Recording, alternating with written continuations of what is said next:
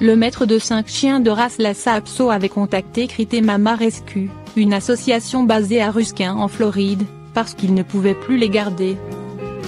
Il avait affirmé au directeur de l'organisation, Robin Robert, que le propriétaire de son logement ignorait leur présence et que cela allait lui valoir des problèmes.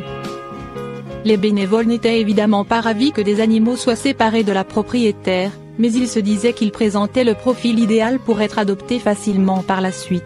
Des chiens de race et en bonne santé, d'après ses dires. Ils ont vite déchanté lorsqu'ils les ont vus. Les malheureux quadrupèdes, 4 femelles et un mâle, étaient dans un état de négligence indescriptible. Leur poil était si sale et emmêlé qu'on ne pouvait voir ni leurs yeux, ni leurs pattes. L'odeur était insoutenable. Face à l'ampleur de la tâche, Robin Robert a appelé Rick Chaboudi, directeur de Snoqualmie Animal League, SAL. Ce refuge situé à Palm Harbor, toujours en Floride, était plus grand et bien mieux équipé pour s'occuper de cas aussi complexes. Les chiens ont d'abord été emmenés chez Clint Wilson, un toiletteur professionnel qui met gratuitement ses compétences au service des animaux en difficulté. Lui, Rick Chaboudi et plusieurs bénévoles ont travaillé jusqu'au petit matin à nettoyer et à raser les Lhasa Apso. Par la suite, ils ont été vus par le vétérinaire, qui a découvert qu'ils étaient infestés de parasites internes et externes, souffraient d'infections de la peau, des yeux et des oreilles, de malnutrition, de problèmes dentaires et de luxation de la rotule. Ce n'était pas tout, l'une de chienne, Laine, était également atteinte d'une infection de l'utérus. Un autre, Lily, avait des tumeurs mammaires qui, une fois retirées, se sont avérées cancéreuses. Quant à ce Koa, elle avait un trou dans la cornée. Tous étaient partiellement ou totalement aveugles. Laine avait été achetée 13 ans auparavant en animalerie. Elle provenait d'un élevage basé dans l'Iowa et suspectée d'être une usine à chiots. L'âge des autres chiens a été estimé à 10 ans. Après avoir été opérés, notamment pour retirer des dents extrêmement endommagées, et stérilisés, les 5 chiens ont eu l'occasion de rencontrer des gens pour être socialisés et réapprendre à faire confiance aux humains. Une cagnotte en ligne a permis de récolter $6 100, près de 5 400 €, pour couvrir les frais vétérinaires. Mieux encore, tous ont été adoptés. Chacun d'eux a été présenté à sa nouvelle famille lors d'une cérémonie. Sissi a été adoptée par Gloria Philippe, qui attendait ce moment depuis la disparition de son chien. Yvette et Jim Cloche sont devenus les nouveaux parents d'Achille, le mâle. Laine a atterri chez Gloria Scott, habituée à prendre soin d'animaux aux besoins spécifiques. Lily a été adoptée par Kim Tuch, qui avait déjà 2 teckels, alors que Mila Millet et son mari Ryan, propriétaires de 4 chats, ont accueilli ce Koa.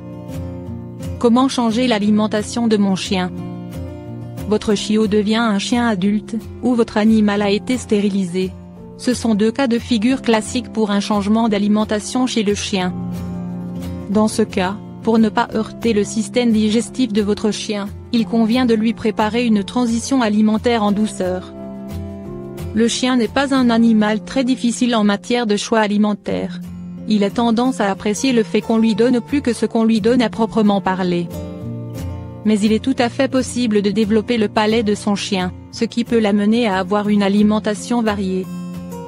De toute façon, le régime de votre chien changera au cours de sa vie de par sa croissance, son statut physiologique, etc.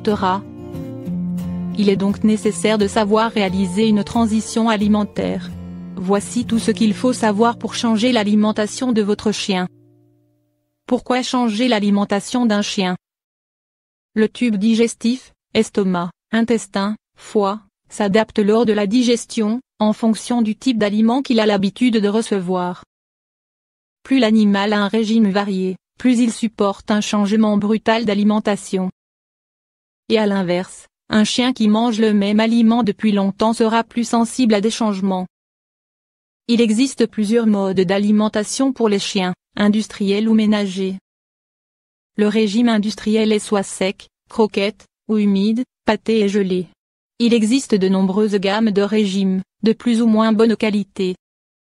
Le BARF, un régime industriel mais avec des produits moins transformés lors de la préparation. Il existe des BARF équilibrés, et d'autres de moins bonne qualité. Le régime ménager, régime cuisiné à la maison. lors d'une transition alimentaire chez le chien, lorsque l'on reste sur le même type d'aliment, changer de gamme de croquettes, par exemple, la transition se passe généralement sans difficulté, ce qui n'empêche pas de la faire. En revanche, lors d'un changement entre un régime industriel et une ration ménagère, ou lorsqu'on passe du barf aux croquettes, par exemple, c'est là que le tube digestif peut avoir des difficultés, et qu'il faut être très vigilant à la transition. Comment effectuer une transition alimentaire pour un chien? Il s'agit donc de faire découvrir l'aliment à votre animal progressivement, le temps que son tube digestif s'adapte, qu'il fabrique les enzymes pour digérer les nouveaux nutriments par exemple. Il faut donc mélanger l'ancien et le nouvel aliment, en augmentant peu à peu les proportions du nouveau, jusqu'à ne donner que le régime définitif. Combien de temps dure une transition alimentaire chez le chien? Le mélange ci-dessus doit s'étaler sur une dizaine de jours, idéalement.